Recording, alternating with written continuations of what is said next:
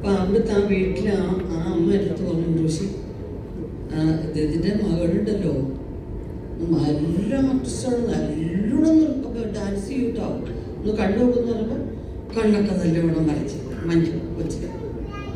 ഓ അത് ഞാനിപ്പോൾ ആദ്യമല്ല പറയുന്നത്, മഞ്ജുനെ ഞാൻ ഒരുപാട് സ്ഥലത്ത് കണ്ടിട്ടുണ്ടെങ്കിൽ ഇവിടം വരെ കണ്ണൊക്കെ നീട്ടി വലിച്ചിരിക്കാൻ വെച്ച് വെച്ച് കുറേ ഫോട്ടോസ്. ഇപ്പോൾ ഞാൻ എല്ലാം ഇങ്ങനെ നോക്കി.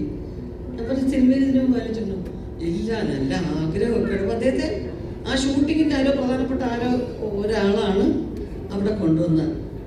അപ്പോൾ നല്ലോണം എല്ലാത്തിനും നല്ല കഴിവൊക്കെ ആ കുട്ടിക്ക് കേട്ടോ. അപ്പോൾ ഉറുഷികൾ അവരോട് പറഞ്ഞു ഞാൻ പറയാം എന്ന് പറഞ്ഞു. അത് കഴിഞ്ഞ് പിന്നെ കുറച്ച് കഴിഞ്ഞപ്പോൾ അദ്ദേഹത്തെ കാണാനില്ല. ഞാൻ അദ്ദേഹത്തെ കൂടെ പരിചയപ്പെടുത്താൻ കൊണ്ടുവന്ന് IV ശശിയെടുത്തൊന്ന് പരിചയപ്പെടുത്താൻ പറഞ്ഞു പോയി.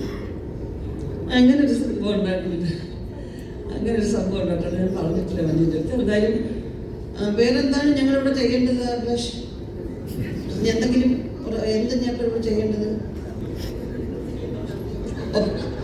പ്രൊഡ്യൂസ് ചെയ്യാൻ കാശെന്ന് ഞാൻ അത് പ്രതീക്ഷിച്ചില്ല. പ്രൊഡ്യൂസ് ചെയ്യാൻ ചുമ്മാ ഇടാന്നേ വിചാരിച്ചു. ഇന്നലെ രാത്രി ഒരു 8 പവന്റെ മാല ഒരു എന്റെ തന്നിട്ട് പറഞ്ഞു നീ എന്ത് വെച്ചപ്പോൾ ചെയ്തിട്ട് പണം ചെയ്തോളൂ അല്ലേ?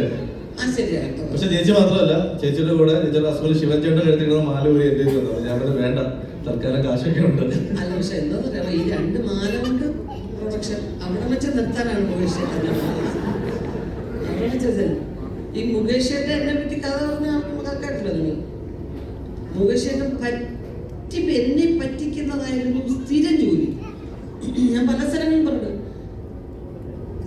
അപ്പൊ ഒരുപാട് ആർട്ടിസ്റ്റുകളുള്ള പടമാണല്ലോ ഇത്. എല്ലാവരും എല്ലാ പടത്തിലും കാണും. അപ്പൊ എല്ലാവർക്കും എല്ലാവരുടെയും കുടുംബകാര്യങ്ങളൊക്കെ അറിയാം.